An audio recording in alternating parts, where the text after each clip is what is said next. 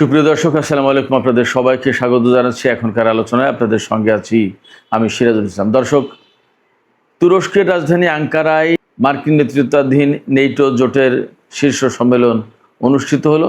সেখানে আজকে দ্বিতীয় দিনে ডোনাল্ড ট্রাম্প ইরানের সাথে যুদ্ধবিরতির যে চুক্তি বা 14 দফার যে সমঝোতা চুক্তি সই হয়েছিল তা শেষ হয়ে যাওয়ার কথা তিনি বলেছেন। এরপরে তিনি আরও বেশ কিছু গুরুত্বপূর্ণ কথা বলেছেন, যেগুলো খুবই উদ্বেগজনক। তিনি বলেছেন আজ রাতে ইরানের উপর আরও হামলা হতে পারে, এবং তিনি বলেছেন যে খুবই মৌলিক গুরুত্বপূর্ণ অবকাঠামো যেমন বিদ্যুৎ এবং পানি শোধনাগারের উপর হামলা হতে পারে। এরপরে ইরানের যে তেল রপ্তানির প্রধান কেন্দ্র খার্ক দ্বীপ, তার উপরে গত রাতে হামলা চালিয়েছে এবং আজকে আবার হামলা চালাতে পারে। এরপরে তিনি সরাসরি ঘোষণা দিয়েছেন হরমুজ প্রণালী এলাকায় আবার আমেরিকা নৌ ব্লকেড শুরু করতে পারে। সবার জাহাজ চলতে পারবে, ইরানের জাহাজ চলতে পারবে না। এছাড়া এরই মধ্যে ইরানের উপর কিন্তু তেল নিষেধাজ্ঞা আরোপ করেছে, অর্থাৎ ইরানের তেলের উপর থেকে নিষেধাজ্ঞা প্রত্যাহার করে নিয়েছিল গত 17 জুন 14 দফা সমঝোতা সই হওয়ার পর, কিন্তু সেই নিষেধাজ্ঞা আবার বহাল করলো। তার মানে দাঁড়াচ্ছে ইরান কিন্তু এখন আর তেল বিক্রি করতে পারবে না। এরই মধ্যে হরমুজ প্রণালীতে একেবারেই তেল ট্যাঙ্কার চলাচল, তেলবাহী জাহাজ চলাচল কমে গেছে। যেখানে চুক্তি সইয়ের পর গড় পড়তা 32টি করে জাহাজ চলছিল, সেখানে আজকে মাত্র 4টি জাহাজ চলেছে। এর একেবারেই স্বাভাবিক প্রতিক্রিয়া পড়েছে তেলের বাজারের উপরে। তেলের বাজারে গড় পড়তা ব্রেন্ট ক্রুড এবং ওয়েস্টার্ন টেক্সাস ইন্টারমিডিয়েট, যেটা এই দুটো মিলে গড় পড়তা শতকরা 5 ভাগ দাম বেড়েছে। তার মানে পরিস্থিতি আবার অনেক বেশি উত্তপ্ত। শুধু উত্তপ্তই না, যেখানে মার্কিন প্রেসিডেন্ট ডোনাল্ড ট্রাম্প আজকে ইরানের উপরে নতুন করে হামলা চালানো হবে এবং হামলা আগের চেয়ে শক্ত হবে, কঠোর হবে, তখন ইরানের পক্ষ থেকে কি বলা হচ্ছে? ইরানের প্রেস টিভি জানিয়েছে একটি নিরাপত্তা সূত্রের বরাত দিয়ে যে ইরান এই নীতি গ্রহণ করেছে, আমেরিকা যদি একটা জায়গায় হামলা চালায় তাহলে ইরান দুটো লক্ষ্যবস্তুতে হামলা চালাবে, অর্থাৎ আমেরিকা যে মাত্রায় হামলা চালাবে তার ডাবল হামলা চালাবে ইরান। এটা ইরানের এই মুহূর্তের নীতি। বাস্তবতা হচ্ছে ইরান যখন তার সর্বোচ্চ নেতাকে জানাজা এবং দাফনের চূড়ান্ত প্রস্তুতি নিচ্ছে, অর্থাৎ আগামীকাল দাফন, সেই মুহূর্তে আমেরিকা ইরানের উপর নতুন করে যুদ্ধ চাপিয়ে দেওয়ার ব্যবস্থা পাকাপোক্ত করছে। এখানে সবচেয়ে বড় প্রশ্ন হয়ে দেখা দিয়েছে, এই যুদ্ধ কি ছোটোখাটো পর্যায়ে থাকবে, নাকি ইসরায়েল জড়িয়ে যাবে এবং বড় রকমের সংঘাত শুরু হবে? পিট হেগসেথের ইসরায়েল সফর বাতিল করা কিন্তু একটা গুরুত্বপূর্ণ ইঙ্গিত। সুপ্রিয় দর্শক, এখন আমি এই সমস্ত বিষয় নিয়ে বিস্তারিত আলোচনা করব। বিশেষ করে ইরানের যে সামরিক প্রস্তুতি এবং ডোনাল্ড ট্রাম্প যে কিভাবে হামলা চালাতে চাইলেন, এই সমস্ত বিষয় নিয়ে আমি একদম ডিটেলস আলোচনা করার চেষ্টা করব। এর পাশাপাশি তেলের বাজার এবং আন্তর্জাতিক বাজার কোথায় যাচ্ছে, কি হতে যাচ্ছে, আবার বিশ্ব অর্থনীতি, সেই বিষয়গুলো আমি খুঁটিয়ে খুঁটিয়ে তুলে ধরার চেষ্টা করব। আশা করি আপনারা শেষ পর্যন্ত সঙ্গে থাকবেন। একই সাথে আমি এই কথাও তুলে আনার চেষ্টা করব যে পাকিস্তান, বিশেষ করে পাকিস্তান সরকার ইরান এবং আমেরিকার মধ্যকার যুদ্ধবিরতির ব্যাপারে যে মধ্যস্থতা করেছে এবং যে সফলতা অর্জন করেছিল তা কি ম্লান হয়ে যেতে বসেছে, এ বিষয়েও আলোচনা থাকবে। আশা করি আপনারা শেষ পর্যন্ত সঙ্গে থাকবেন। আর ভিডিও যদি ভালো লাগে তাহলে লাইক, কমেন্ট, শেয়ার করবেন এবং চ্যানেলটি সাবস্ক্রাইব করে সাথেই থাকবেন। দর্শক, চলুন মূল আলোচনায় চলে যাই। মূল আলোচনার শুরুতে আমি বলি, তুরস্কের আঙ্কারায়, রাজধানী আঙ্কারায় গতকাল থেকে মার্কিন নেতৃত্বাধীন নেটো জোটের শীর্ষ সম্মেলন শুরু হয়েছে। এই সম্মেলনে নানা রকমের কথা হয়েছে। এই সম্মেলনে তুরস্ক আমেরিকার কাছে দাবি করেছে যে তাদের কাছে F-35 জঙ্গি বিমান বিক্রি করতে হবে, কারণ তাদের টাকা দেওয়া রয়েছে এবং তুরস্ককে আমেরিকা দিতে চেয়েছিল। সেই চুক্তি করে, ওয়াদা দিয়ে, প্রতিশ্রুতি দিয়ে কেন দেবে না, এরকম কথা বলেছে।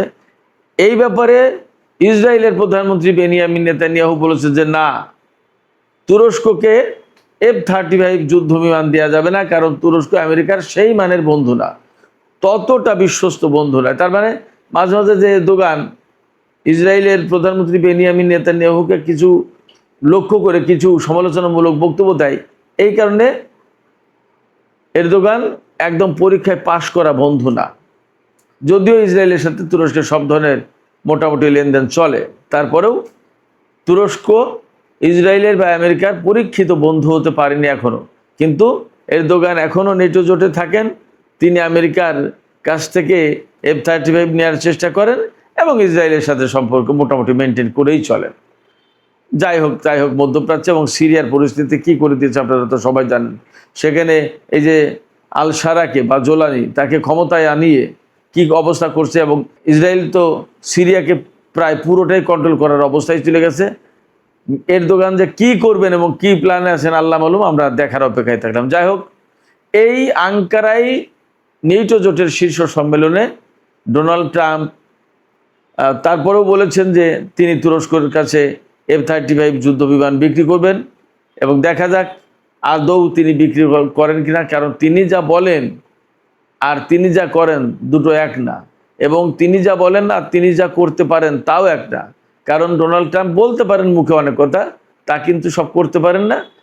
যেটা ইসরায়েলি আইপ্যাক চায় না সেটা তিনি করতে পারেন না। ইরানের সাথে যুদ্ধের ব্যাপারে ডোনাল্ড ট্রাম্প না চাইলেও ওরা চায়, এবং ডোনাল্ড ট্রাম্পকে তাই করতে হয়। ব্যাপারটা এরকম। সেক্ষেত্রে তুরস্ককে F-35 জঙ্গি বিমান দেবে কিনা আমরা অপেক্ষা করে দেখি কি হয়। এরপরে এই নেটো সম্মেলনে তিনি গ্রিনল্যান্ডকে কিনে নেওয়ার বা আমেরিকার নিয়ন্ত্রণে থাকা উচিত বলে ঘোষণা দিয়েছেন, কিন্তু সেখানে গ্রিনল্যান্ডের পক্ষ থেকে বলা হয়েছে যে গ্রিনল্যান্ডের জায়গায় থাকবে, এটা বিক্রির জন্য না, এটা কাউকে দেওয়া হবে না। তার মানে নেটো জোটের ভেতরে যদিও সহমর্মিতার কথা অনেক আছে, অনেক প্রতিশ্রুতি আছে, কিন্তু আসলে নেটো জোট স্বাভাবিক অবস্থায় নেই। নেটো জোটের নেতাদের তিনি ব্যাপক সমালোচনা করেছেন, এবং ইরানের বিরুদ্ধে যুদ্ধের সময় আমেরিকাকে নেটো জোট কেন সহযোগিতা করেনি সেই ক্ষোভ তিনি ঝেড়েছেন এখানে। তবে যে চূড়ান্ত ডিক্লারেশন হয়েছে তাতে নেটো জোটের সদস্যরা বলেছেন যে হরমুজ প্রণালী একদম উন্মুক্ত থাকা উচিত, এবং সবাই স্বাধীনভাবে এখানে জাহাজ চালাতে যাতে পারে সেই ব্যবস্থা করতে হবে। যদিও ইরান একদম সুস্পষ্ট করে আসতে ঘোষণা দিয়েছে যে হরমুজ প্রণালী অবশ্যই ইরানের নিয়ন্ত্রণে থাকবে, এবং ইরান নির্ধারিত রুটেই জাহাজ চলাচল করতে হবে, তার যেভাবে হোক প্রয়োজনে এর জন্য যুদ্ধ করতে প্রস্তুত ইরান। একদম ইরানের পরিষ্কার ঘোষণা। এটা গেল এক। দুই হচ্ছে ডোনাল্ড ট্রাম্প যে ইরানের উপরে নতুন করে হামলা চালানোর হুমকি দিয়েছেন, সেই ব্যাপারে বলেছেন যে ইরানের যদি কোনো একটা লক্ষ্যবস্তুতে আমেরিকা হামলা চালায়, তাহলে ইরান আমেরিকার দুটো লক্ষ্যবস্তুতে হামলা চালাবে। তার মানে দ্বিগুণ, 1:2। আমেরিকা একটা হামলা চালালে ইরান দুটো চালাবে। তার মানে ইরান এই যে মার্কিন হামলা বা তার সামরিক পরিকল্পনা, তার যত যা কিছু, তার ব্যাপারে ইরান খুবই সতর্ক আছে এবং খুব শক্ত অবস্থানে আছে।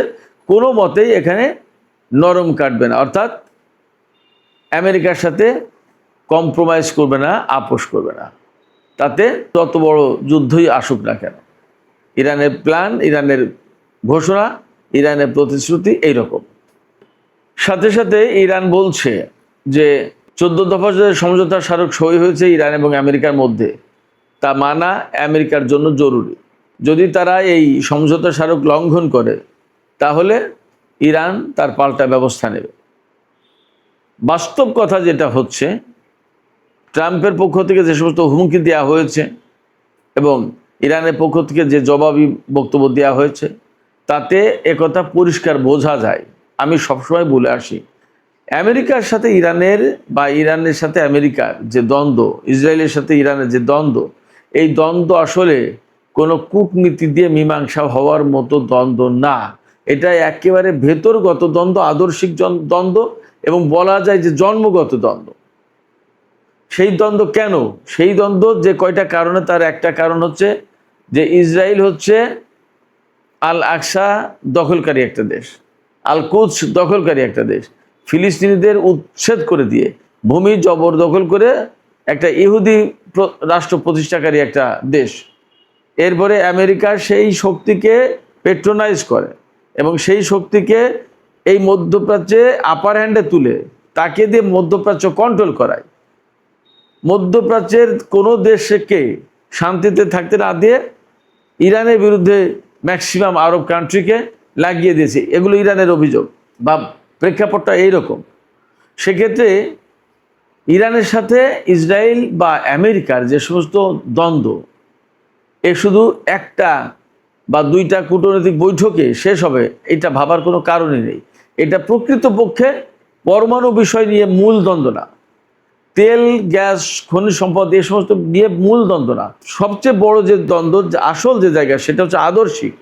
অর্থাৎ ইরানে ইসলামী বিপ্লবী সরকার থাকবে কিনা, ইরানে ইসলামী বিপ্লব টিকে রাখা হবে কিনা, এইগুলো হলো আমেরিকা এবং ইসরায়েলের মূল প্রশ্ন। আর ইরানের প্রশ্ন হচ্ছে এগুলো তো থাকবেই, এইগুলো নস্যাৎ যারা করতে আসবে তাদের এগেনস্টে ইরানের চূড়ান্ত লড়াই হবে, যুদ্ধ হবে। তারা সেইভাবেই সামরিক দিক দিয়ে প্রস্তুতি নিয়েছে। আজ বছরের পর বছর, যুগের পর যুগ কত দেশের সাথে দ্বন্দ্ব সংঘাত হয়, আবার কিন্তু মীমাংসা হয়ে যায়, মিলে যায়। কিন্তু ইরানের সাথে এই মীমাংসা বা মিলে যাওয়ার কিন্তু প্রশ্ন এই পর্যন্ত আসেনি, বরং দিন দিন দিন দিন সেগুলো শক্ত হতে হতে হতে এখন চূড়ান্ত বিস্ফোরণ ঘটেছে। এবং আমি সেই কারণে বলি যে আমেরিকার সাথে ইরানের যে চুক্তি সমঝোতা হয়েছে, এগুলো দিয়ে আমরা আশা করি যে দুনিয়ায় শান্তি আসুক, শান্তি চুক্তি হোক, স্থিতিশীলতা ফিরে আসুক, মানুষ নিরিবিলি বসবাস করুক, আন্তর্জাতিক বাজার স্থিতিশীল হোক, সব কিছু ঠিকঠাক হোক। কিন্তু বাস্তবতা হচ্ছে এর পেছনে যে কথা থেকে যায় সবসময়, অন্তত আমার মনের ভেতরে যে কথা থাকে, সেটা হচ্ছে এই আমেরিকার সাথে ইসরায়েলের সাথে ইরানের মীমাংসা হবে না, এবং যা কিছু হওয়ার তা চূড়ান্ত যুদ্ধের ভেতর দিয়েই হওয়ার সম্ভাবনা যথেষ্ট বেশি। ফলে এই যে মাঝখানে যে যুদ্ধবিরতি সমঝোতা স্মারক, আবার 60 দিনের ভেতরে নতুন পূর্ণাঙ্গ চুক্তি, ইরানের উপর থেকে এটা সেটা বহু কিছু করবে, আসলে বাস্তবতা হচ্ছে এগুলো বলে কিন্তু করবে না। করলে ইরান শক্তিশালী হবে। সমঝোতা স্মারকের যতগুলো দফা আছে তার প্রত্যেকটা দফা বাস্তবায়ন করলে ইরান লাভবান হবে, ইরান শক্তিশালী হবে। এটা কোনো মতেই ইসরায়েল হতে দেবে না, ইসরায়েল চায় না। সেক্ষেত্রে ডোনাল্ড ট্রাম্প এখন যে ঘোষণা দিচ্ছেন যে ইরানের উপরে আরও কঠোর হামলা হতে পারে, আজ রাতেই হামলা হবে, ইরানের যে ডিস্যালিনেশন যে প্রজেক্ট সেগুলোর উপর হামলা হবে, অর্থাৎ লবণাক্ত পানি প্রক্রিয়া করে পানযোগ্য করে তোলার যে প্রকল্প তার উপর হামলা করবে। দেখেন, একেবারেই মানবিক ব্যাপার। এইটা কি সামরিক লক্ষ্যবস্তু হওয়া উচিত? তার পানি লবণাক্ত মুক্তকরণের যে প্রজেক্ট, এটা কি সামরিক লক্ষ্যবস্তু হওয়া উচিত? আমেরিকা তার উপর হামলা চালাবে। তার মানে কি ইরানের বেসামরিক অবকাঠামো ধ্বংস করে দিয়ে যে দেশের জনগণের উপরে একটা শাস্তিমূলক ব্যবস্থা নিতে চায়। তো যার কারণে ইরানকে অবশ্যই এখানে পাল্টা ব্যবস্থা নিতে হবে। ইরানের উপরে যুদ্ধ চাপিয়ে দেয়া তার মানে ইরানকে মার দেয়া। আমাকে আপনাকে যদি কেউ মারতে আসে তাহলে সেটা অপমান না? এই অপমান কি ইরান চুপচাপ বসে বসে দেখবে, সহ্য করবে? তা মোটেই না।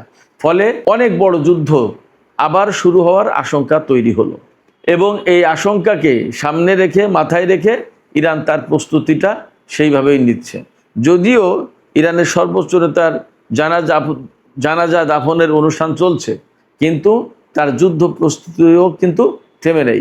ইরানের জাতীয় সংসদের স্পিকার বাকের কলিবাফ গতকাল কিন্তু পরিষ্কার করে বলেছেন, ইরানের বিরুদ্ধে যারা এই ধরনের যুদ্ধ চাপিয়ে দেওয়ার চেষ্টা করবে, বা ইরানের সর্বোচ্চ নেতাকে যারা হত্যা করেছে, বা ইরানের জনগণকে যারা হত্যা করেছে, তাদের কাউকেই বিচারের আওতায় আনতে কুণ্ঠাবোধ করবে না। ইরান চেষ্টা করবে তাদেরকে শাস্তির আওতায় আনা হবে।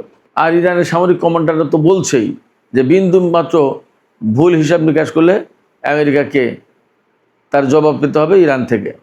তার মানে নতুন করে আমি একদম পরিষ্কার হচ্ছি, বা আমার দৃঢ় বিশ্বাস হচ্ছে যে আবার আমেরিকা এবং ইরানের সাথে যুদ্ধ শুরু হয়ে যেতে পারে।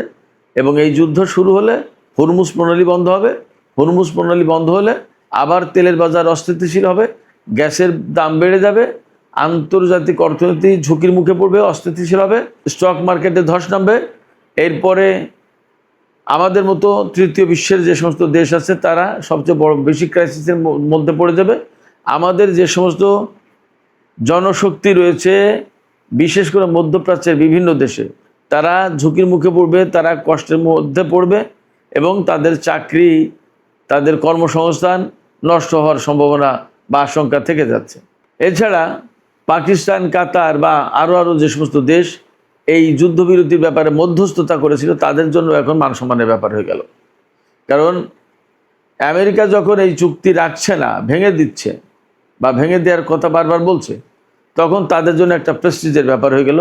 তারা এত চেষ্টা তদবির করে একটা চুক্তি করলে এবং চূড়ান্ত চুক্তির দিকে যেখানে যাচ্ছিল, সেই জায়গায় আবার এখন নতুন করে যুদ্ধ, এবং ডোনাল্ড ট্রাম্পের পক্ষ থেকে বলা হলো ডিল ইজ ওভার, চুক্তি শেষ।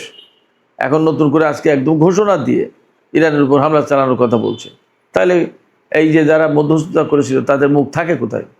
এটা তো প্রেস্টিজের ব্যাপার। এবং পাকিস্তান যে এই যুদ্ধবিরতির চুক্তি করিয়ে মধ্যস্থতা করিয়ে একটা কূটনৈতিক একটা বিশাল সফলতা অর্জন করছিল, এই সফলতা আসলে কেউ কেউ পছন্দ করছে না, এটাও আর একটা বাস্তবতা। এবং যারা যারা পছন্দ করছে না তার ভিতরে একদম সরাসরি বললে ভারত এবং ইসরায়েল আছে। সেক্ষেত্রে ইরান এবং আমেরিকার মধ্যকার এই উত্তেজনা নিয়ে পাকিস্তান এখন একরকমের বাজে অবস্থার ভিতরে পড়েছে, একটা মান সম্মান চলে যায় এরকম একটা অবস্থার ভেতরে পড়েছে।